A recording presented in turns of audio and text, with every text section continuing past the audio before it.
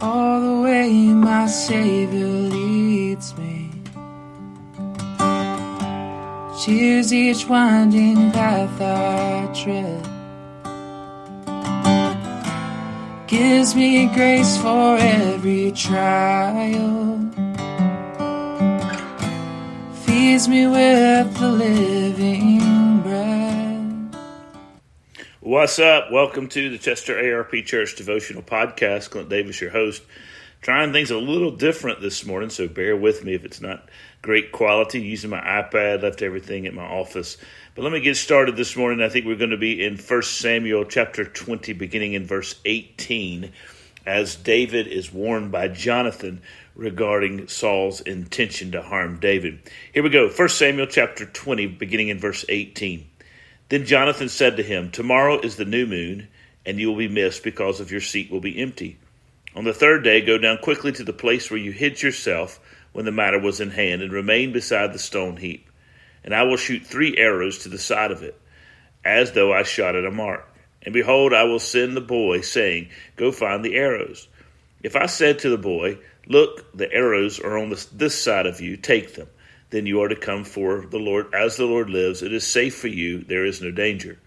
But if I say to the youth, Look, the arrows are beyond you, then go, for the Lord has sent you away. And as the matter of which you and I have spoken, the Lord is between you and me forever."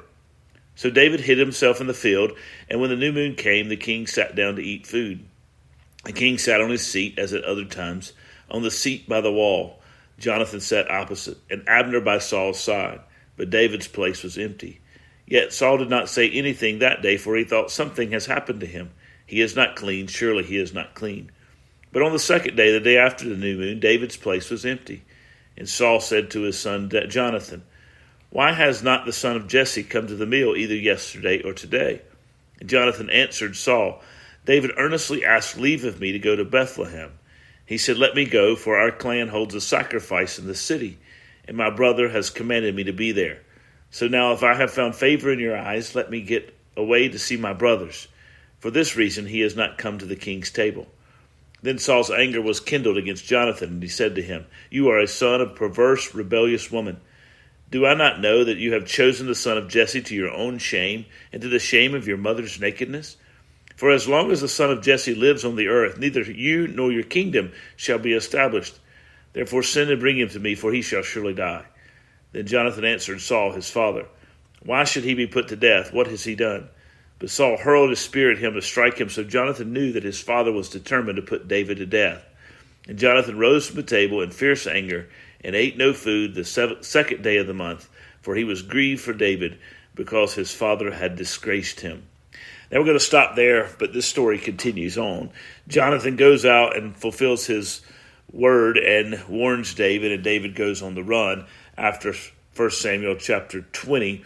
And we'll pick this story up tomorrow in 1 Samuel chapter 21. The significance of this is, I think as I read this, is one, Jonathan and David have this friendship. And we said in our discussion of Jonathan and David's friendship, we've said before that their friendship is thicker than water. It's the sense of the friendship between the two men in the Lord is stronger than the bond that Jonathan actually has with his blood father. Jonathan cares about David. David cares about Jonathan. They're deep friends. They're good friends. They're going to support one another. A friend, as we said yesterday from the book of Proverbs, a friend is one who sticks closer than a brother. And so Jonathan is protecting his brother David. He is concerned for David. It's interesting, too, that Jonathan, as I've said before, is willing to sacrifice his own advancement, right? So Jonathan is in line to be the next king. He is going to be the heir to the throne. Saul reminds him of that in this story we read. He says, as long as the son of Jesse is alive, you will not be on the throne. Your king nor you will be, you nor your kingdom will be established. And it blows Saul's mind, because Saul is consumed only with maintaining power and control and influence and being able to reign and rule over everyone. Jonathan is not that kind of person. Number one, he does not have that kind of constitution. Number two, Jonathan is a man who was willing to sacrifice himself for the sake of his brother. his brother in the Lord, David. He recognizes that David is more gifted. David is God's man. David is the one whom God has chosen. And so Jonathan is willing to sacrifice himself for David. And I think that's a tremendous benefit for us. But I think ultimately what is going on here is that we see with Jonathan, his heart is devoted to the Lord. Saul's idol, Saul's God, is power, influence, success, worldly measures. Saul is interested only in what Saul looks like. Saul is interested only in how Saul benefits. Saul is interested only in how strong his kingdom is. Jonathan is interested in the Lord's will being done. And Jonathan, though we're not told this specifically, but we certainly can infer it, Jonathan recognizes that David is the Lord's anointed. And it's as if Jonathan's mind is, who am I to argue with the Lord's anointed? The Lord has anointed this man to be the next king over Israel, not me. And so therefore, who am I to argue with the Lord? Jonathan is a man whose heart is after God's heart. He's a man whose worship is directed to the one God who is, the one who God who was, the one who God who will forever be. He's not trying to attain to something that is not his to attain to. He is consumed with the glory and the majesty and the grace of God, not Jonathan's benefit, not Jonathan's advancement.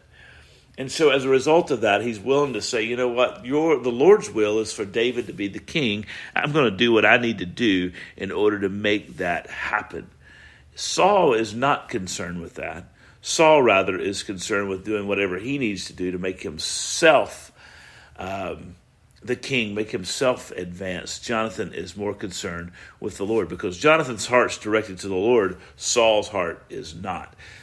Jonathan worships the one true God only. Saul worships an idol.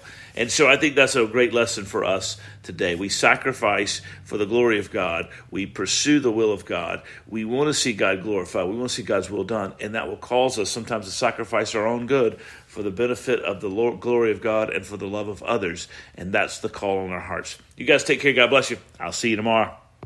You carry me close to your heart.